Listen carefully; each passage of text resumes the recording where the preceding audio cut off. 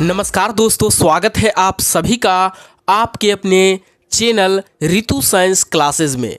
और आज से हम शुरू करने वाले हैं क्लास 12th के फिजिक्स केमिस्ट्री मैथ को। और आज हमारा फिजिक्स का चैप्टर नंबर 1 विद्युत आवेश तथा क्षेत्र। आज का यह हमारा इंट्रोडक्शन क्लास है, पार्ट 1 है। और आज यह हमारा क्लास बहुत ही ज़्यादा शानदार होने वाला है। तो आप सभी बच्चे जितने भी हैं हमारे इस लाइव सेशन या फिर रिकॉर्डेड वीडियो को अगर देख रहे हैं तो आप सभी से गुजारिश है हमें सपोर्ट करिए, क्योंकि ये हमारा यूट्यूब पर सबसे पहला वीडियो है। और यह हमारा एक मतलब समझ लीजिए कि आज हमारा जरिया शुरू हुआ है। यूट्यूब कैरियर में हमारा क्या है, एक रास्ता बनाना शुरू हुआ है, चलना हमने शुरू किया है। तो इस रास्ते के सफ़र में आप सभी साथ देंगे और अपना विकास और हमारा भी विकास करेंगे सब मिल करके। चलिए शुरू करते हैं आज का अपना लेक्चर, विद्युत आवेश तथा क्षेत्र। देखिए, सबसे पहले अगर हम बात करें कि विद्युत आवेश तथा क्षेत्र में हमको पढ़ना क्या है, तो सबसे पहले तो जानेंगे कि आवेश क्या होता है और क्षेत्र क्या होता है। ठीक है, और इसमें बहुत सारा चीज़ है, जैसे आ गया आपका कूलॉम का नियम, आवेश क्या है, आवेश की प्रॉपर्टीज़ क्या है, आवेश कितने प्रकार के होते हैं, आवेश के खोजकर्ता का नाम क्या है, आवेश के खोजकर्ता कब इसका खोज किए। तो आज की इस क्लास में हम लोग बहुत चीज़ों को पढ़ने वाले हैं। तो आप सभी से गुजारिश है इस क्लास को लास्ट तक देखिएगा। और अगर इंट्रोडक्शन क्लास आपको समझ जाते हैं तो आगे का अलग क्लास जो आएगा आपके पास बहुत ही ज़्यादा शानदार आने वाला है। तो चलिए शुरू करते हैं। सबसे पहले आप अपना एक छोटा सा टॉपिक लिखेंगे। यहाँ पे क्या लिखेंगे? टॉपिक लिखेंगे विद्युत आवेश। विद्युत आवेश। सबसे पहले हम समझ लेते हैं कि विद्युत आवेश होता क्या है। तो देखिए, विद्युत आवेश क्या होता है? विद्युत आवेश किसी पदार्थ का वह मूल गुण है जो विद्युत तथा चुंबकीय प्रभाव उत्पन्न करता है तथा अनुभव कराता है। क्या समझे सर? किसी पदार्थ का वह मूल गुण जिस गुण के कारण वह विद्युत तथा चुंबकीय प्रभाव उत्पन्न करता है तथा अनुभव कराता है। जैसे अगर आप एक एवोनाइट का छड़ लेते हैं और रेशम का एक कपड़ा लेते हैं, ठीक है, क्या बोले, एवोनाइट का एक छड़ लेते हैं और रेशम का कपड़ा लेते हैं और उसको अगर हम रगड़ते हैं तो क्या होता है? रगड़ने से एवोनाइट का जो आपका छड़ होता है उस पर आवेश चला आता है, उस पर चार्ज चला आता है। अब कौन सा चार्ज आता है और वह अनुभव आपको कराता कैसे है? अगर आप इस पे घसेंगे, ठीक है, और किसी भी पेपर या छोटे टुकड़े पे जाकर के यहाँ पे लगाइए, उसे खींचने का काम करेगा। तो खींचने का काम कर रहा है तो इससे पता चल रहा है कि उस पर कुछ ना कुछ क्या है, उस पर कुछ ना कुछ कोई चीज़ तो है जिससे वह खींच रहा है। उसी को आवेश बोलते हैं। और वह चीज़ क्या है? तो चुंबकीय क्षेत्र उत्पन्न कर रहा है। अगर ये मानिए कि एवोनाइट का छड़ है, अगर इसको हम रेशम के कपड़ा से रगड़ देते हैं, इस पर क्या आ रहा है? इसके चारों बगल क्या आ गया? चुंबकीय क्षेत्र उत्पन्न हो गया। और चुंबक का काम क्या होता है? आसपास के जो लोहे मटेरियल्स हैं, लौह अयस्क हैं, उसको खींचना। तो इसमें चुंबकीय क्षेत्र, कौन सा चुंबकीय क्षेत्र? आवेशित चुंबकीय क्षेत्र उत्पन्न हो गया है। तो ये क्या करेगा? जो आवेशित चीज़ होगा उसको क्या करेगा? खींचने का काम करेगा। समझते हैं थोड़ा, और इसका डेफिनेशन थोड़ा सा हम लिखते हैं, ठीक है। यहाँ लिखेंगे हम लोग कि किसी पदार्थ, लिखेंगे किसी पदार्थ, एकदम डिटेल में समझेंगे आप लोग। लिखिए किसी पदार्थ का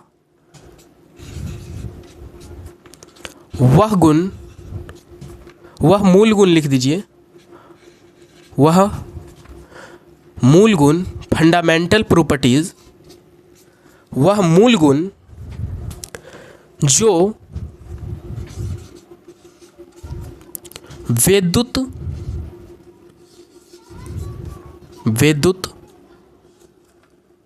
तथा चुंबकीय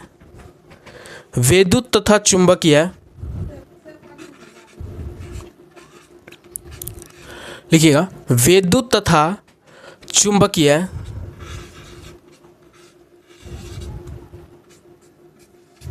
प्रभाव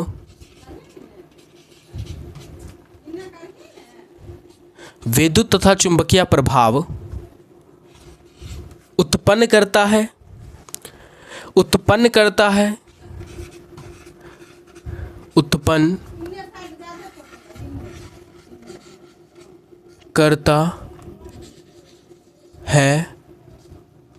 तथा अनुभव कराता है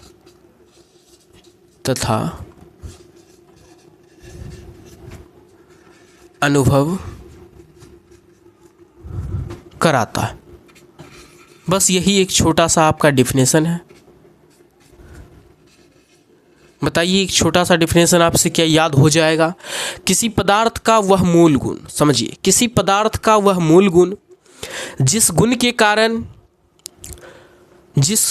के कारण विद्युत तथा चुंबकीय प्रभाव उत्पन्न करता है तथा अनुभव करवाता है। समझ रहे हैं? मतलब कोई भी पदार्थ ले लीजिए और उसमें आपको पता करना है कि आवेश उस पर है या नहीं है। तो किसी भी पदार्थ का वह मूल गुण, उसके पास अगर वह गुण होगा तब, वह मूल गुण जिस गुण के कारण उसमें विद्युत तथा चुंबकीय क्षेत्र उत्पन्न हो जाता है तथा उसका अनुभव कराता है, उसे ही हम बोलते हैं विद्युत आवेश। अब हम समझेंगे कि आवेश जो है आपका क्या है? आवेश। तो आवेश का खोज कैसे हुआ? आवेश, भैया कोई ना कोई तो आया होगा जो इसका खोज किया होगा। आवेश यहां लिखेंगे हम लोग,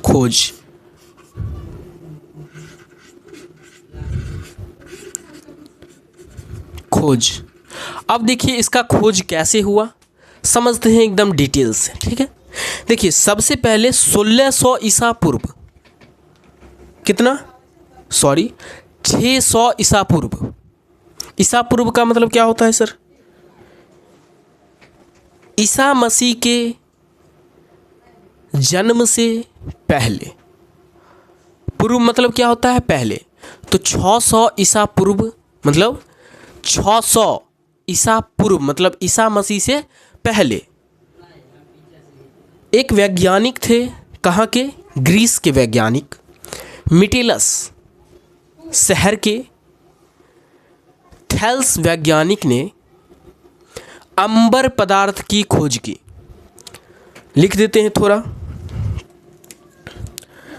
लिखेंगे हम लोग 600 ईसा पूर्व, 600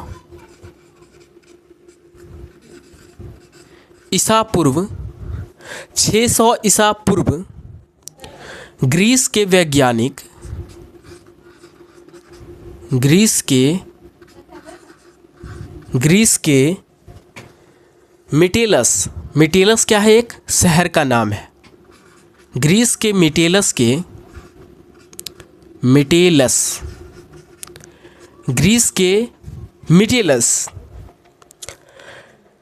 वैज्ञानिक, ग्रीस, देखिए 600 ईसा पूर्व ग्रीस के मिटिलस मतलब ग्रीस के मिटिलस जगह के मतलब मिटिलस शहर के ग्रीस के वैज्ञानिक थे। मिटिलस के वैज्ञानिक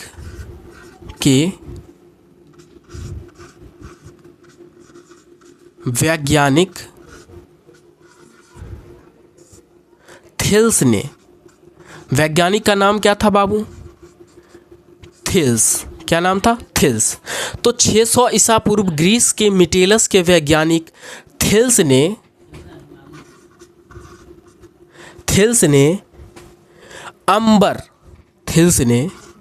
अंबर पदार्थ की, अंबर इंग्लिश में लिख देते हैं AM, अंबर पदार्थ की खोज किए। अंबर पदार्थ की खोज की।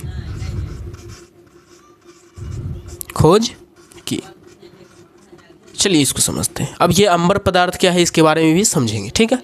तो 600 ईसा पूर्व ग्रीस के मिटेलस के वैज्ञानिक, मतलब मिटेलस एक शहर है, जैसे बिहार एक क्या है शहर है, पटना एक क्या है शहर है, और पटना के बेगूसराय के, मान लेते हैं किसी भी जिले का नाम ले लीजिए, वहाँ के एक वैज्ञानिक, ठीक है। तो इसी तरह मिटेलस के ग्रीस के वैज्ञानिक थेल्स ने अंबर पदार्थ की खोज की।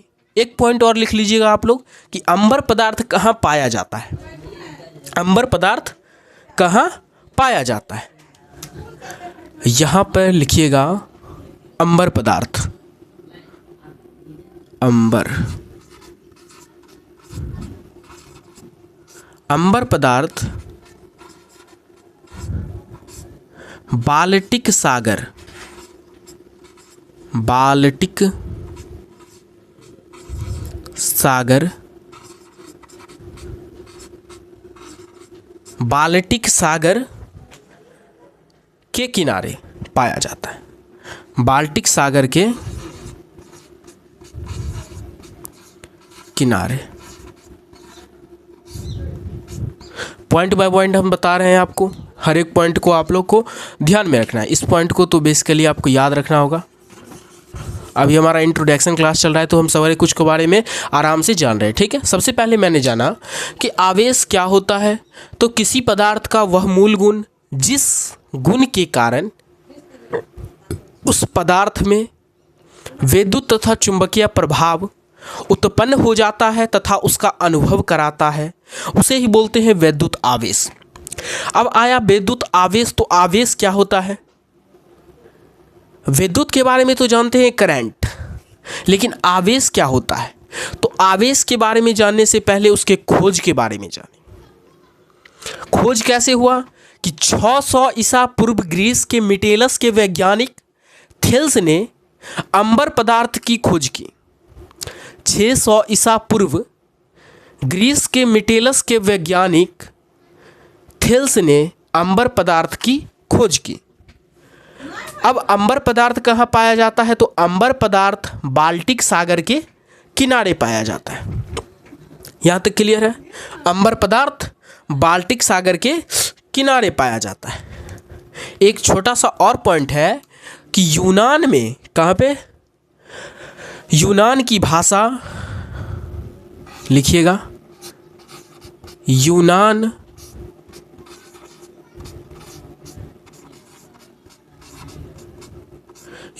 की भाषा में इलेक्ट्रॉन को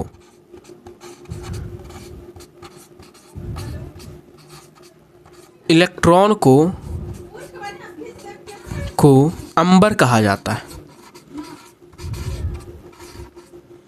अंबर कहा जाता है। क्या समझे यहाँ से सर कि यूनान की भाषा में इलेक्ट्रॉन को अंबर कहा जाता है। इस पॉइंट को नोट कर लीजिएगा कि यूनान की भाषा में इलेक्ट्रॉन को अंबर कहा जाता है। अब बात आती है, फिर से एक वैज्ञानिक आए 1600 ईस्वी में। लिखने का जगह है, देख लेते हैं, थोड़ा सा तो है। 1600 ईस्वी में इंग्लैंड के गिलबर्ट वैज्ञानिक, कहाँ के, 1600 ईस्वी में इंग्लैंड के गिलबर्ट वैज्ञानिक ने फिर से बताया कि अंबर की तरह है कुछ अन्य पदार्थ हैं। अंबर की तरह, बोलिएगा, बताया अंबर की तरह कुछ अन्य पदार्थ भी हैं जो रेशम या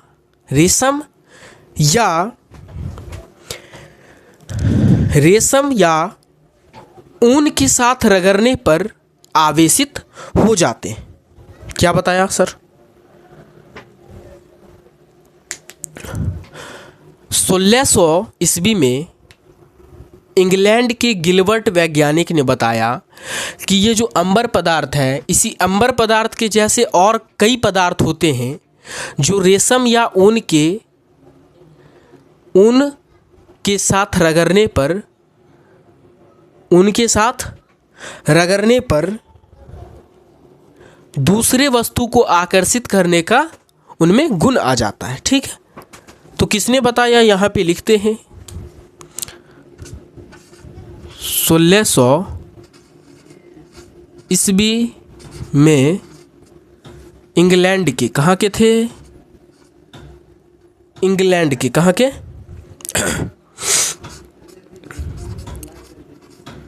इंग्लैंड के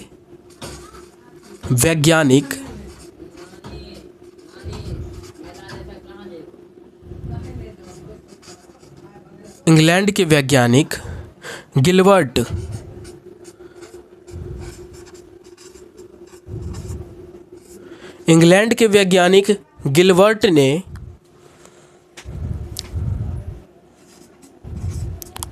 बताया, इंग्लैंड के वैज्ञानिक गिलबर्ट ने बताया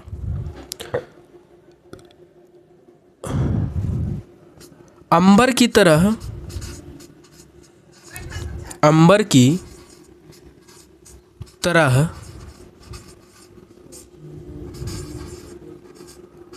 कुछ अन्य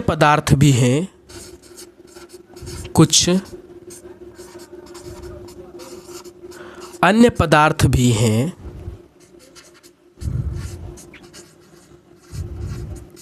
जो रेशम या ऊन के साथ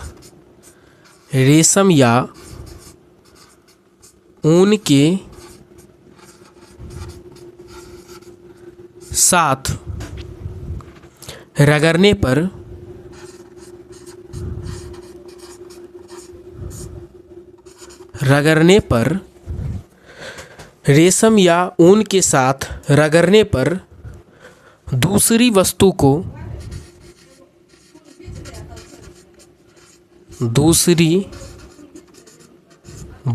को आकर्षित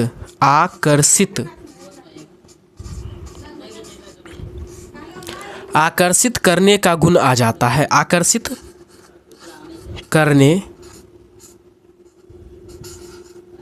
का गुण आ जाता है।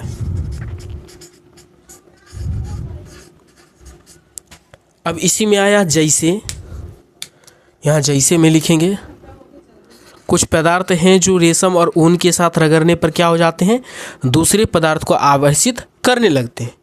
तो जैसे आ गया आपका कांच, क्या आ गया, कांच के बाद आप क्या आ गया, क्या एबोनाइट, क्या आ गया एबोनाइट। उसके बाद एक हो जाता है आपका गंधक, क्या आ जाता है, गंधक आदि।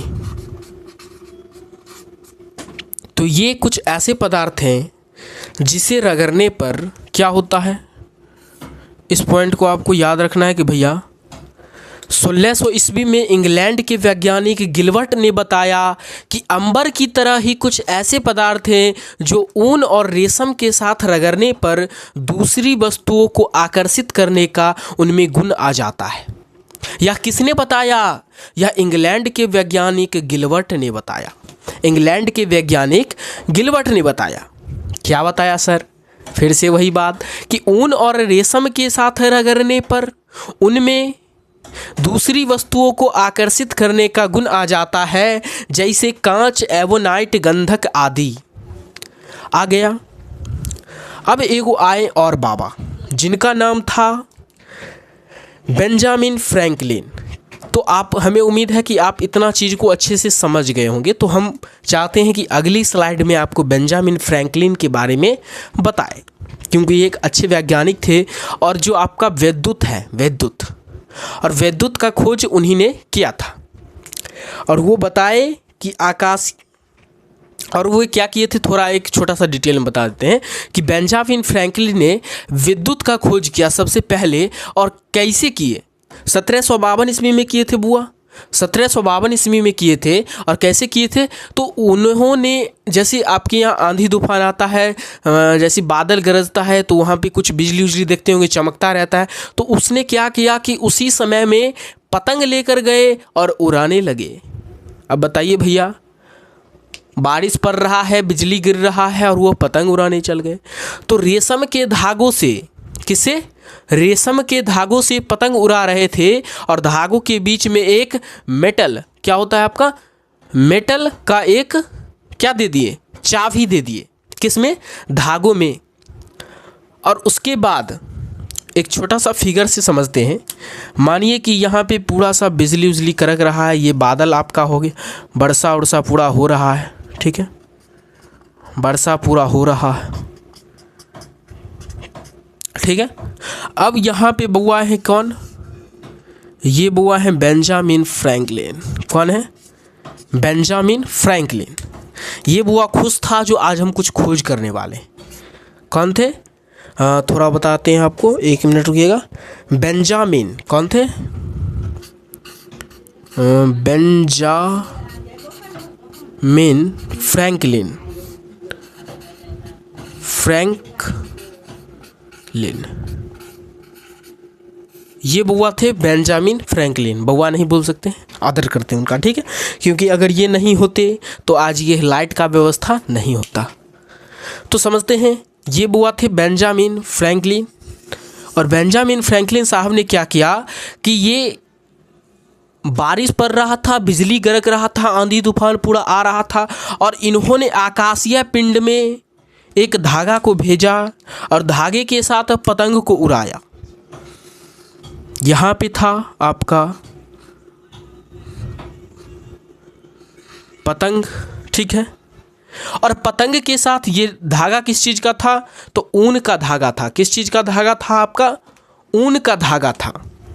और इन्होंने क्या किया कि इस पतंग में एक चाबी को लटका दिया, चाबी को, ठीक है। अब क्या हुआ, पतंग उड़ रहा है, बिजली गरज रहा है, और ये बाबू साहेब पतंग को उड़ा रहे थे। पतंग ऊन के कपड़े, मतलब ऊन का जो ये आपका रस्सी है, उससे बिजली टकराया, और बिजली टकराया, इसको झटका दिया, किसको, चाबी को, और चाबी की सहायता से उनके हाथों में झटका लगा। और बताइए भैया कि अगर कोई बिजली करकेगा और किसी के हाथ में झटका लग जाएगा तो क्या वह आदमी बच पाएगा, नहीं बच पाएगा। और इसी तरह इन्होंने कहा कि भैया इस ब्रह्मांड में बिजली भी है, और बिजली का खोज इन्होंने किया, बेंजामिन फ्रैंकलिन। लेकिन इनके यह आविष्कार पर बहुत सारे मतभेद हैं। क्यों मतभेद है साहब, क्योंकि अगर कोई भी बंदा जाता है और बिजली कड़क रहा है और उसको छुएगा तो उस समय ही डेथ हो जाएगा। लेकिन ये महान थे। अब भैया यही कहीं बिजली मैन होंगे तब क्या हो जाएगा, यही इलेक्ट्रिक मैन हो जाएंगे तो क्या हो जाएगा।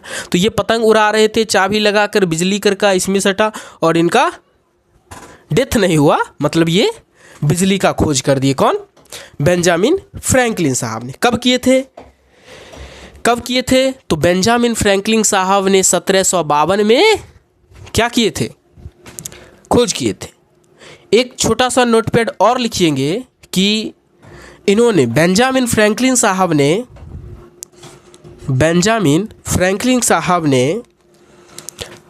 आवेश किसको नाम, बेंजामिन फ्रैंकलिन साहब ने अंबर को, किसको, अंबर को आवेश का नाम दिया, आवेश का नाम दिया, किसको, अंबर को। तो बेंजामिन फ्रैंकलिन साहब ने बिजली का तो खोज किया, लेकिन उन्होंने 1752 ईस्वी में, कब, 1752 ईस्वी में अंबर, जो आपका अंबर पदार्थ जो बाल्टिक सागर के किनारे मिला था, किनको, ये ग्रीस के मिटेलस के वैज्ञानिक थेल्स को मिला था, जिन्होंने खोज किए थे। तो अब अंबर नाम न धर करके आवेश नाम धर दिया गया। किसको, कौन दिया नाम, बेंजामिन फ्रैंकलिन साहब ने। बोला कि अब ये क्या रहेगा, अंबर नहीं आवेश, इसका नाम धर दिया गया। कब, 1752 ईस्वी में। तो इतना बात हमें लगता है कि आप समझ गए होंगे कि क्या हुआ, कैसे हुआ। तो थोड़ा एक छोटा सा रिकॉल करते हैं, उसके बाद आगे चलेंगे। विद्युत आवेश से शुरू किए थे। विद्युत आवेश किसी पदार्थ का वह मूल गुण है जिस गुण के कारण उसमें विद्युत तथा चुंबकीय क्षेत्र उत्पन्न हो जाता है, या प्रभाव बोल सकते हैं, क्षेत्र या प्रभाव उत्पन्न हो जाता है तथा उसका अनुभव करवाता है, विद्युत आवेश कहलाता है। अगर आपके बोर्ड एग्जाम में 2 मार्क्स में आ जाए कि भैया विद्युत आवेश क्या है लिखिए, तो क्या आप नहीं लिख पाएंगे? किसी विद्युत, सीधा लिखना है कि किसी पदार्थ का वह मूल गुण जिस गुण के कारण उसमें विद्युत तथा चुंबकीय क्षेत्र उत्पन्न हो जाता है तथा उसका अनुभव कराता है, क्या कहलाता है? वही तो आपका विद्युत आवेश कहलाता है। अब बात आएगा कि भैया आवेश क्या है। ये देखिए मोटा मोटी जानकारी है। ये आपको अगर कहीं पूछ दिया कि आवेश, पूछ दिया कि अंबर का खोज किसने किया, ऑब्जेक्टिव में अगर पूछ दिया कि अंबर का खोज किसने किया, तो क्या बोलेंगे भैया? यहाँ से देखिए कितना ऑब्जेक्टिव बन सकता है। सबसे पहला बनेगा कि अंबर का खोज किसने किया, तो मिटिलस के वैज्ञानिक थेल्स ने किए। दूसरा बन सकता है कि अंबर जो आपका पदार्थ था, अंबर को आवेश का नाम किसने दिया? तो दूसरा क्वेश्चन बना, क्या दिए? बेंजामिन फ्रैंकलिन साहब ने दिए। अंबर को क्या कहे भैया? अंबर अब नहीं रहा, अंबर का दूसरा नाम दे दिए आवेश। अब पूछिएगा कि अंबर को आवेश नाम बेंजामिन फ्रैंकलिन साहब ने कब दिए? तो 1752 ईस्वी में दिए। उसके बाद बात आएगा, इस पर थोड़ा क्वेश्चन आ जाएगा कि 1600 ईस्वी में कौन वैज्ञानिक बताए थे कि आवेश की तरह, अंबर की तरह ही कुछ और पदार्थ हैं जो ऊन और रेशम के रगड़ने पर दूसरी वस्तु को आकर्षित करने का गुण उसमें आ जाता है। किसने बताया था? तो क्या बताएंगे? इंग्लैंड के गिलबर्ट वैज्ञानिक ने। और तीसरा क्वेश्चन आएगा कि अंबर कहाँ पाया जाता है? तो बाल्टिक सागर में पाया जाता है। ठीक है। उसके बाद ये भी चीज़ है कि भैया कहाँ पे अंबर को इलेक्ट्रॉन के नाम से जाना जाता है? कहाँ पे अंबर को इलेक्ट्रॉन के नाम से जाना जाता है? तो कहाँ जाएगा भैया? यूनान में। कहाँ पे? यूनान की भाषा में इलेक्ट्रॉन को अंबर कहा जाता है। तो इतना चीज़ हमें लगता है कि अभी तक आप लोग समझ गए होंगे। ठीक है, चलिए आगे हम लोग चलते हैं। और अब आएगा हम कैसे खोज करेंगे सबको। खोजकर्ता जी आ जाइए। थोड़ा और बेंजामिन फ्रैंकलिन साहब के बारे में जानेंगे और उसके बाद हम चलेंगे आवेश के प्रॉपर्टीज़ के बारे में। ठीक है, मतलब आवेश के प्रॉपर्टीज़ मतलब सर आवेश के गुण charge of properties of charge, मतलब वही बोल सकते हैं भैया हमारा गुण आपका गुण, वैसे ही आवेश का भी कुछ ना कुछ गुण होगा। तो पढ़ेंगे। सबसे पहले इसको आप लोग नोट कर लीजिए। चलिए दोस्तों, अब दूसरे स्लाइड में हम देखते हैं बेंजामिन फ्रैंकलिन साहब के कुछ प्रयोग। नाम था इनका बेंजामिन फ्रैंकलिन। क्या था नाम? नाम था इनका बेंजामिन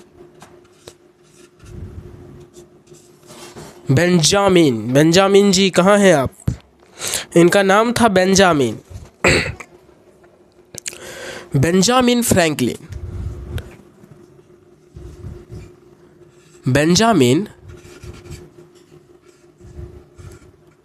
फ्रैंकलिन। अब देखिए क्या हुआ कि बेंजामिन फ्रैंकलिन साहब ने विद्युत आवेश का खोज कैसे किया।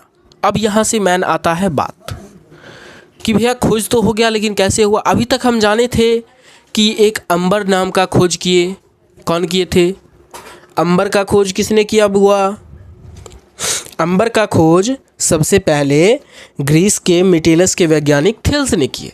उसके बाद इंग्लैंड के गिलबर्ट वैज्ञानिक ने बताया कि अंबर की तरह कुछ और अन्य पदार्थ हैं जो क्या करते हैं, ऊन और रेशम के साथ रगड़ने पर दूसरी वस्तु को आकर्षित करने का उनमें गुण आ जाता है। जैसे में बताए थे उन्होंने कांच, एबोलाइट और गंधक आदि। ठीक है, चलिए, तो बेंजामिन फ्रैंकलिन साहब ने क्या किया था कि अभी आपको फिगर बना के बताए थे कि बिजली कड़क रहा था, आसमान में बादल चमक रहे थे और उन्होंने पतंग उड़ाया और बोला उड़ी उड़ी जाए, उड़ी उड़ी जाए।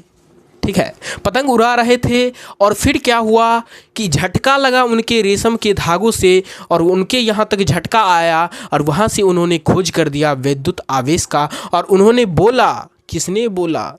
बेंजामिन फ्रैंकलिन साहब ने बोले कि आकाशीय बिजली में विद्युत आवेश पाया जाता है। आकाशीय बिजली में लिखेंगे यहाँ पे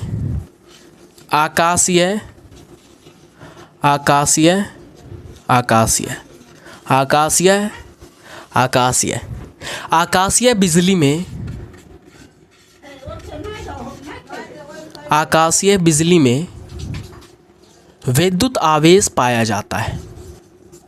विद्युत आवेश पाया जाता है।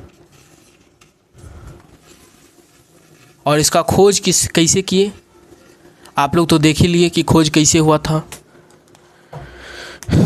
इसके लिए इन्होंने तूफान में आकाशीय बिजली के बीच पतंग उड़ाया। इसके लिए इन्होंने क्या किया था? लिखना नहीं है, अभी थोड़ा समझ लीजिएगा कि इसके लिए इन्होंने क्या किया कि तूफान में पतंग उड़ाया। आकाशीय पिंड के तूफान में पतंग उड़ाया और इनके इस प्रयोग पे आज भी मतभेद है। और काहे मतभेद है हम आपको बताएं? अभी बताइए, बिजली कड़क रहा है और हम पतंग उड़ाएंगे, हमको थोड़ा सा झटका मारेगा, मर जाएंगे, मरेंगे कि नहीं? और इसके लिए 2-3 वैज्ञानिक प्रैक्टिकल करके भी देखे थे। उसने भी पतंग उड़ाया, झटका मारा, मर गए। लेकिन ये भैया क्या है न मरे, बेंजामिन फ्रैंकलिन साहब ने। क्या पता इनके अंदर ही इलेक्ट्रॉनिक पावर होगा, कुछ भी हो सकता है। लेकिन भैया कुछ भी हो, लेकिन इन्होंने खोज तो कर दिया विद्युत आवेश का। ये तो बताए कि आकाशीय बिजली में विद्युत आवेश पाया जाता है और सही में पाया जाता है। ठीक है, तो ये कैसे विद्युत आवेश का खोज की ये आप लोग समझे। इन्होंने आकाशीय तूफान जो था, तूफान में इन्होंने पतंग उड़ाया और पतंग में एक चाबी को बांध दिया और चाबी में जब करंट मतलब विद्युत जो आपका मतलब जो बिजली चमकता है, बिजली चमका तो वहाँ से उनको करंट का झटका लगा, जिससे पता चला कि विद्युत मतलब आकाशीय बिजली में विद्युत आवेश पाया जाता है। और इन्होंने ही 1752 ईस्वी में क्या किए थे? अंबर पदार्थ का नाम बदल करके आवेश रख दिया था। यहाँ तक क्लियर है? चलिए अब हम थोड़ा प्रॉपर्टीज ऑफ चार्ज पढ़ लेते हैं। आवेश के गुणधर्म सबसे पहले देखेंगे। तो देखिए आवेश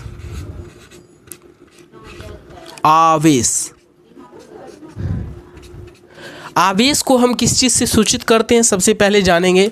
तो आवेश को कैपिटल क्यू बोल लीजिए या फिर स्मॉल क्यू बोल लीजिए, दोनों से हम लोग इसको सूचित करते हैं। Capital Q, small Q.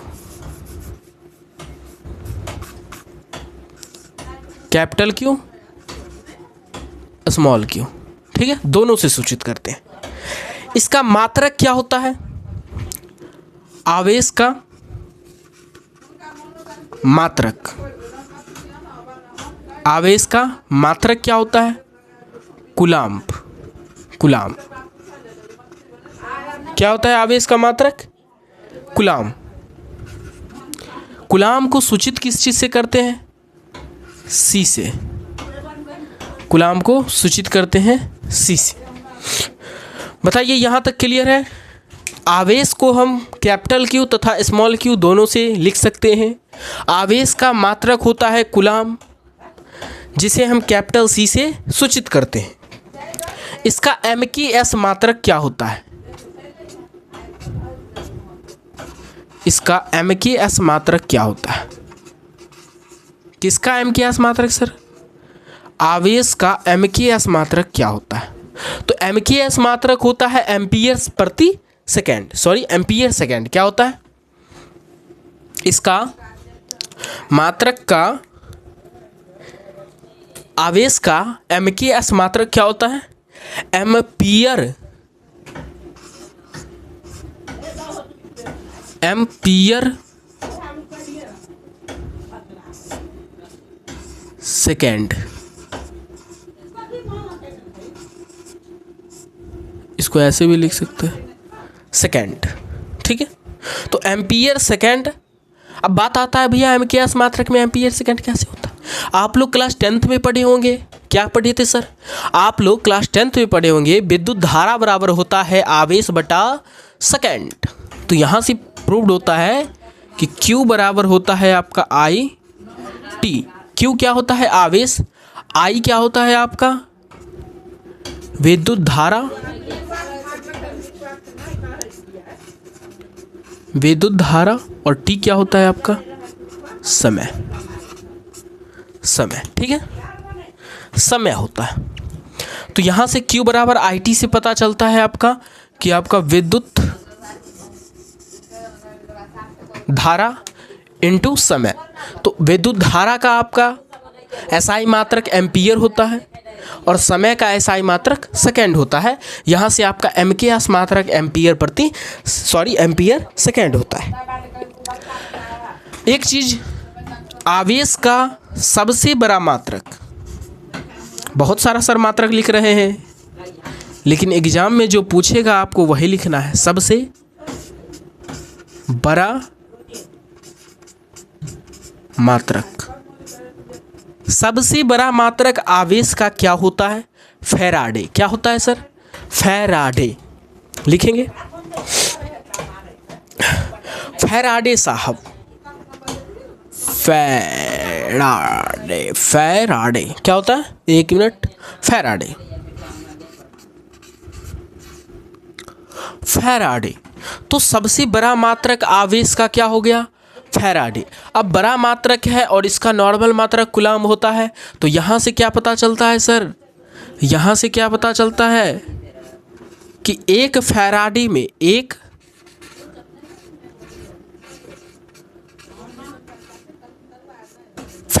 में कितना कूलम्ब होता है।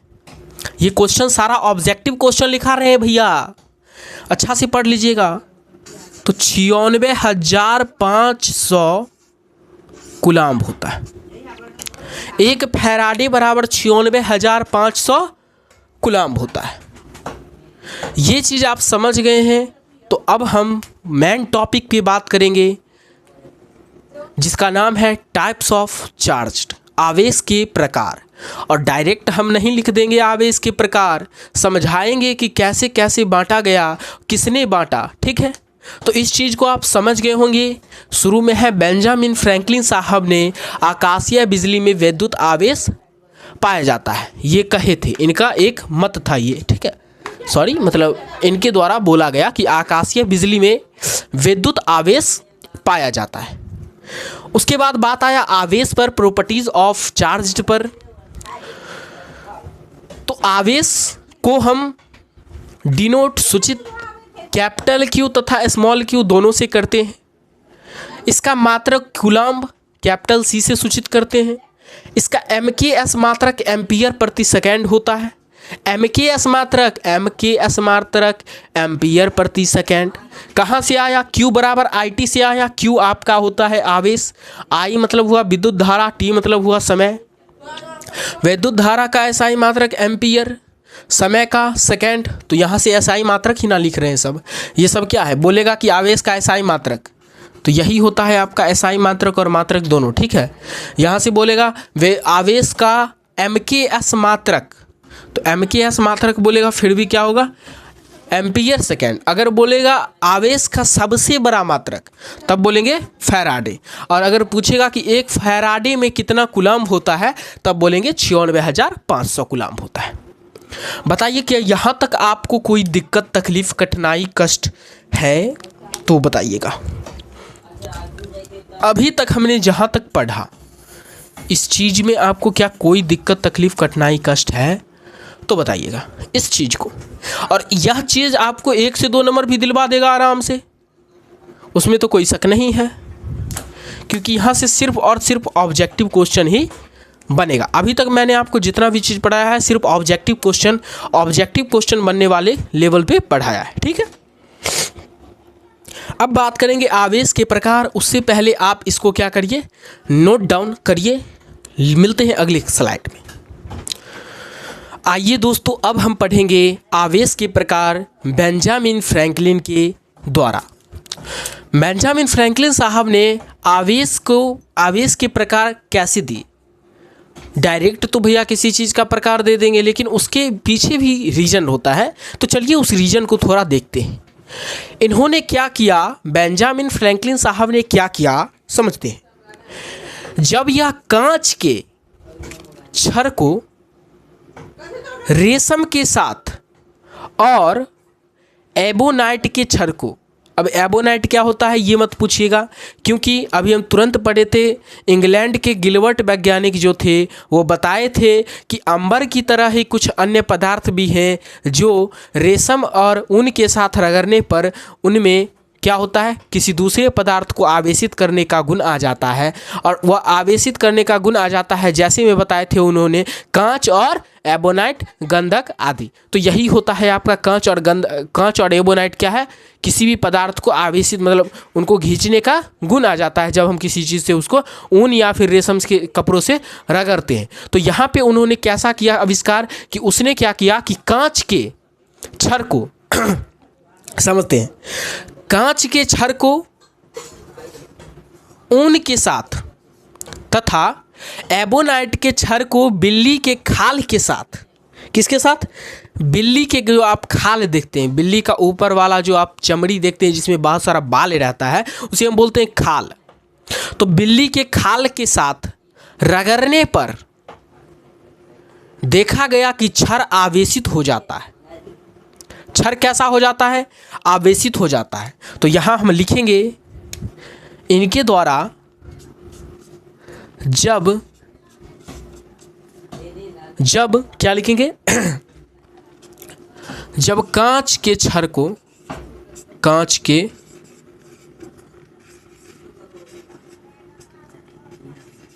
छड़ को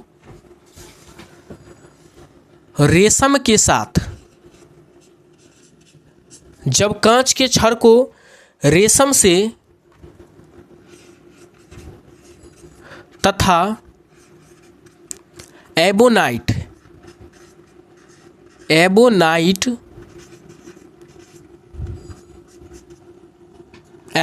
के छड़ को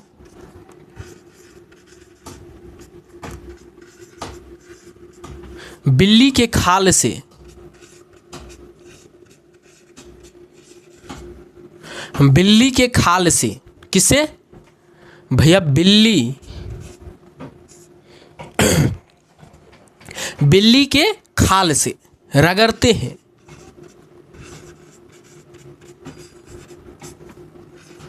बिल्ली के खाल से रगड़ते हैं।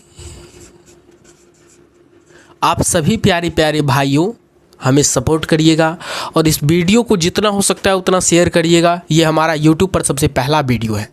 बिल्ली के खाल से रगड़ते हैं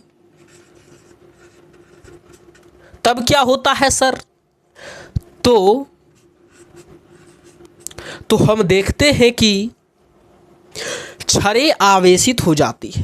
तो छड़ जो था, छड़ें आवेशित हो जाते, मतलब उन पर क्या आ जाता है, आवेश आ जाता है, आवेशित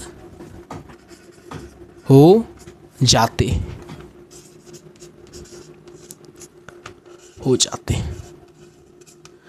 जब कांच के छड़ को रेशम के साथ तथा एबोनाइट के छड़ को बिल्ली के खाल के साथ रगड़ा जाता है, तब छड़े पर क्या हो जाती है, आवेश आ जाता है तथा छड़ें आवेशित हो जाती है।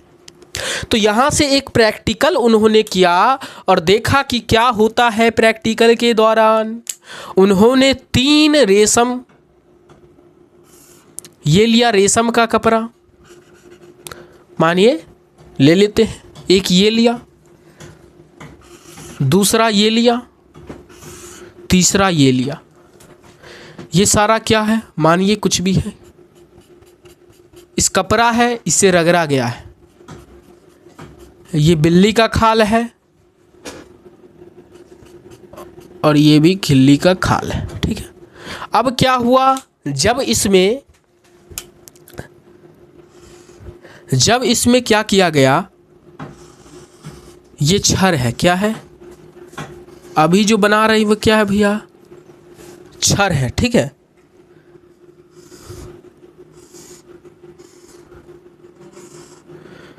ये एक हो गया,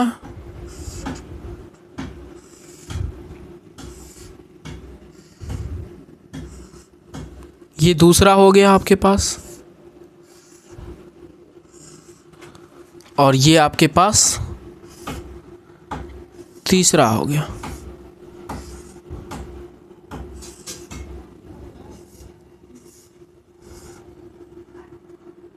ठीक है, तो अब यहां से प्रैक्टिकल उन्होंने क्या किया, प्रैक्टिकल क्या किया,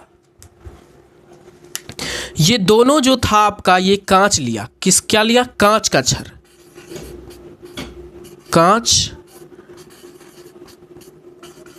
का क्षर। यहां पर ये दोनों लिया एबोनाइट का क्षर, एबोनाइट का क्षर। यस सर, एबोनाइट का लिए थे जी बच्चों, एबोनाइट का क्षर। और यहां पर एक लिए कांच का क्षर, कांच का, और दूसरा एबोनाइट का क्षर, एबोनाइट का। अब यहां पर क्या हुआ कि जब कांच के क्षर को रेशम के कपड़ों से रगड़ा गया तो देखा गया कि दोनों कांच के क्षर पर पॉजिटिव चार्ज आ गया। क्या आ गया, पॉजिटिव चार्ज आ गया, मतलब इस पर भी पॉजिटिव चार्ज आया और इस पर भी पॉजिटिव चार्ज आया। जब एबोनाइट के क्षर को रेशम के कपड़ों से या फिर बिल्ली के खाल से, समझ जाइए, रगड़ा गया तो इस दोनों पे निगेटिव चार्ज आ गया। और एक चीज़ आप जानते होंगे कि पॉजिटिव चार्ज को प्रतिकर्षण करते हैं और निगेटिव चार्ज को प्रतिकर्षण करते हैं, लेकिन पॉजिटिव चार्ज और नेगेटिव चार्ज आकर्षण करते हैं। तो यहाँ पे देखा गया कि कांच का क्षर जो था वह पॉजिटिव हो गया और एबोनाइट का जो क्षर था वो निगेटिव हो गया, और ये दोनों मिलकर के एक, मतलब दोनों मिलकर के सट गए, मतलब कांच का भी क्षर सट गया एबोनाइट से, एबोनाइट का क्षर सट गया कांच से, क्योंकि दोनों के आवेश विपरीत आ गए थे। और विपरीत आवेश वाले क्षर क्या हो गए, आकर्षित हो गए, और अलग अलग आवेश वाले क्षर के, सेम आवेश वाले चार्ज क्या हो गए, प्रतिकर्षित हो गए। जैसे दो एबोनाइट के क्षर को बिल्ली के खाल से रगड़ दिए, ऐसे किए तो दोनों चिपक नहीं रहा था, उनके बीच में कुछ ना कुछ आवेश था, तो वो आवेश का नाम दिए पॉजिटिव आवेश और इस आवेश का नाम दिए निगेटिव आवेश। और यहाँ से उन्होंने खोज कर दिया भैया क्या, कि आवेश दो प्रकार के होते हैं। क्या बताया, क्या बताया कि आवेश जो आपका है, आवेश वो दो प्रकार के होते हैं।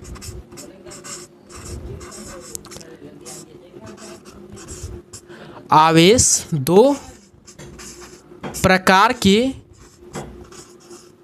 होते हैं। आवेश कितने प्रकार के होते हैं बउआ, दो प्रकार के होते हैं। पहला आपका क्या हो गया, पॉजिटिव, और दूसरा निगेटिव। इसमें से आप पहला लिखिएगा धन आवेशी, धन आवेश, और दूसरा क्या हो जाएगा आपका ऋण आवेश। तो यहां से हमको पता चला कि आवेश के दो प्रकार आए, धन आवेश और ऋण आवेश। आप लोग समझ रहे हैं, बताइएगा क्या आपको समझ में आ रहा है, कमेंट में बताइएगा कि आज का क्लास कैसा लग रहा है आपको। यहाँ पे क्या है सर, एबोनाइट, एबोनाइट का क्षर था। तो एक बार और समझ लेते हैं, जब कांच के क्षर को रेशम के साथ तथा एबोनाइट के क्षर को बिल्ली के खाल के साथ रगड़ा गया तो क्षरे आवेशित हो गए। और जब दो कांच का क्षर लिया गया, दो एबोनाइट का क्षर लिया गया, तो कांच के क्षर पर धनावेश तथा एबोनाइट के क्षर पर ऋण आवेश, और जब दोनों एक साथ लिए गए, मतलब एक कांच का छड़ और एक एवोनाइट का छड़, और उसके बाद जब रगड़ा गया तो एक पर धन आवेश तथा दूसरा पर ऋण आवेश आ गया, जहां से बेंजामिन फ्रैंकलिन साहब ने क्या किया, आवेश को दो बराबर भागों में बांट दिया। बराबर छोड़िए भैया, दो भागों में बांट दिया। मतलब टाइप्स ऑफ चार्जेज कितने हो गए, पहला आपका हो गया पॉजिटिव चार्ज, दूसरा हो गया नेगेटिव चार्ज, जिसे बोलते हैं धन आवेश तथा ऋण आवेश। तो आज का क्लास आपको कैसा लगा बताइएगा। शुरू से हमने क्या पढ़ा उसकी थोड़ा सा रिकॉल हम कर लेते हैं, जो जो हमको याद आ रहा है वो, ठीक है। तो सबसे पहले हम जाने कि विद्युत आवेश क्या होता है। तो विद्युत आवेश में मैंने आपको बताया कि किसी पदार्थ का वह मूल गुण जिस गुण के कारण कारण उसमें विद्युत तथा चुंबकीय क्षेत्र उत्पन्न हो जाता है तथा उसका प्रभाव कराता है, ठीक है, उसे ही हम बोलते अनुभव कराता है, उसे बोलते हैं विद्युत आवेश। क्या बोलते हैं, विद्युत आवेश। तथा विद्युत आवेश की खोज कैसे हुआ, तो 600 ईसा पूर्व थेल्स नाम के एक वैज्ञानिक थे, जो मिटेलस शहर के ग्रीस के वैज्ञानिक थेल्स ने अंबर पदार्थ की खोज की। अंबर पदार्थ कहाँ पाया जाता है, तो बाल्टिक सागर के किनारे पाया जाता है।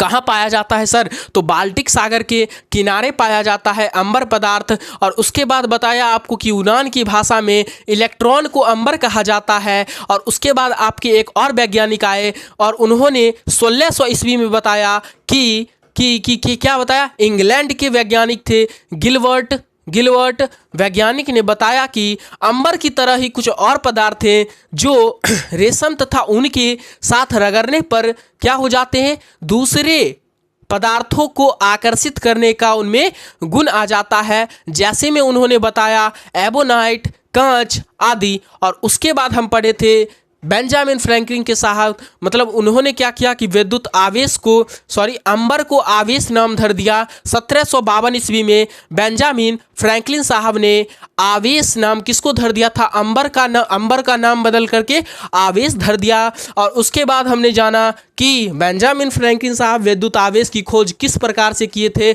तो उन्होंने एक प्रैक्टिकली क्या किया कि तूफान में पतंग उड़ाया, पतंग में एक ऊन का जो था धागा था और क्या था, हाँ, एक चाबी लटकाया था और चाबी में एक झटका लगा हाथ में, और वहाँ से उन्होंने बताया कि वो क्या था, एक झटका था जिसे हम विद्युत आवेश बोले। और उनके इस प्रयोग पर आज भी मतभेद है, क्योंकि भैया किसी को झटका लगेगा वो मर जाएगा, लेकिन वो मरे नहीं। और उसके बाद हम जाने प्रॉपर्टीज, मतलब टाइप्स ऑफ चार्जेज, आवेश के प्रकार। बेंजामिन फ्रैंकलिन के साहब जब कांच के छड़ को रेशम के साथ तथा एबोनाइट के छड़ को बिल्ली के खाल के साथ रगड़ा जाता है तो वो क्या हो जाते हैं, छड़े आवेशित हो जाते हैं। और जब दो कांच का छड़ लिया गया, दो एबोनाइट का छड़ लिया गया, तो कांच का छड़ धनावेशित हो गया, एबोनाइट का छड़ ऋणावेशित हो गया। जब दोनों को रखा गया तो दोनों चिपक गया, क्योंकि सेम आवेशित क्या करते हैं, प्रतिकर्षण। तथा अलग अलग आवेश, मतलब एक पॉजिटिव एक निगेटिव रहेगा तो वो क्या करेंगे, आकर्षित करेंगे। और ये क्या करेंगे, अगर ये दोनों रहेंगे सेम प्रतिकर्षण, निगेटिव पॉजिटिव आकर्षण। और उसके बाद उन्होंने बताया कि आवेश के दो प्रकार होते हैं, जिसमें से आपका पहला होता है धन आवेश और दूसरा होता है ऋण आवेश। मतलब क्या सर, पहला आपका होता है धन आवेश और दूसरा आपका होता है ऋण आवेश, जिसे इंग्लिश में बोलते हैं पॉजिटिव चार्ज, और दूसरा होता है आपका नेगेटिव चार्ज। तो बताइए आज का क्लास आपको कैसा लगा, सारे कमेंट करके बताइएगा कि आज का आपको क्लास कैसा लगा। और कल की क्लास में आप सभी को जुड़ना है, कल का क्लास आप सभी को जुड़ना है, क्योंकि कल हम पढ़ेंगे आवेश के गुणधर्म, प्रॉपर्टीज ऑफ चार्ज। क्या पढ़ेंगे, हमारे साथ बहुत बच्चे थे और उनके लिए गुजारिश है कि आप सभी क्लास को शेयर करिएगा और इस क्लास को ज़्यादा से ज़्यादा बच्चों तक पहुंचाइएगा, क्योंकि हम पढ़ाते हैं अपने भावनाओं के साथ बह जाते हैं, ठीक है। चलिए, कल हम पढ़ेंगे आवेश के गुणधर्म, प्रॉपर्टीज ऑफ चार्ज, जिसमें सबसे पहला है आपके आवेश की निश्चलता। तो कल हम चलिए पढ़ते हैं, ठीक है। और बहुत मज़ा आएगा, क्योंकि ये आवेश का जो प्रॉपर्टीज़ है, चार्ज का जो प्रॉपर्टीज़ है, उसको पढ़ने में आपको बहुत मज़ा आएगा और आपको समझ आएगा, ठीक है। तो इन सभी बातों को एकदम बेसिक से याद रट लीजिए। जैसे अगर एक बार आप क्लास देख लिए होंगे ना अच्छा से, तो दूसरा बार आपको लिखना और याद करना नहीं पड़ेगा, ठीक है। तो इतना ही मैं बोलूँगा आप सभी बच्चे से कि इस क्लास को ज़्यादा से ज़्यादा शेयर करिएगा और क्या करिएगा और क्या कर सकते हैं आप वो कर लीजिएगा। मतलब हमारे इस चैनल पे अगर नए होंगे तो चैनल को सब्सक्राइब करके अपने मित्रों से अपने बंधुओं से बोलिएगा भैया इस पर फिजिक्स केमिस्ट्री तथा मैथ तो हम खुद पढ़ाते हैं और मैथ में मैंने खुद आपको बता दिया जाए, आपकी जानकारी के लिए बता दिया जाए कि क्लास 10th मैट्रिक बोर्ड परीक्षा में 94 स्कोर किए थे हम बिहार बोर्ड से। मुझे पता है कि ये ज़्यादा नंबर नहीं है 9400 आउट ऑफ, लेकिन जो भी आया बहुत अच्छा आया। ठीक है, तो चलिए आप सभी के साथ मिलते हैं फिर से अगले क्लास में। और अगला क्लास जो आपका आएगा उसमें हम पढ़ेंगे प्रॉपर्टीज ऑफ चार्ज, आवेश के गुणधर्म, और उसके 3 प्रॉपर्टीज़ हम लोग पढ़ेंगे। ठीक है, 3 प्रॉपर्टीज़ पढ़ेंगे और उसके बाद आएगा आपका आवेशन की विधियाँ। ठीक है, बहुत मज़ा आएगा। नाम सुनकर मत डरना है, काम देखना है कैसा है। नाम सुनकर मत डरना है, काम देखना कैसा है। काम मुश्किल हो या आसान करना तो सिर्फ हमको है। क्या समझे? आप लोग नाम देख कर डर जाते हैं। प्रॉपर्टीज ऑफ चार्ज कैसा होगा, नहीं होगा, क्या कुछ नहीं है। आवेश इतना जान गए, धन आवेश, ऋण आवेश, इसके बारे में जान गए। एबोनाइट का छर, कांच का छर, हो गया। मज़ा आ जाएगा पढ़ने में। आप सभी अगले क्लास में आइएगा और ज़रूर देखिएगा वीडियो को अपने पास शेयर करिएगा। चलिए मिलते हैं अगले क्लास में, तब तक के लिए जय हिंद, जय भारत।